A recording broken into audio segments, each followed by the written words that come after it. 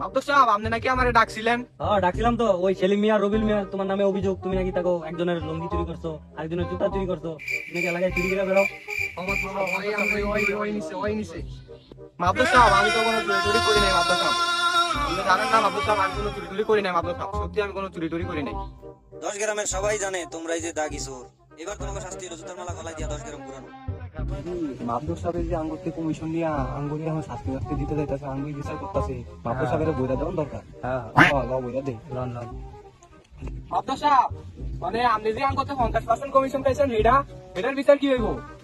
আমরা তো আমরা যেটি চুরি করছি এটিতে 50% কমিশন খাইছেন। চোরের দল যে আমারে ফাঁসাই দিল, এখন আমার অবস্থা কি হইব? কমিশন খায় এটার একটা কিছু করা দরকার।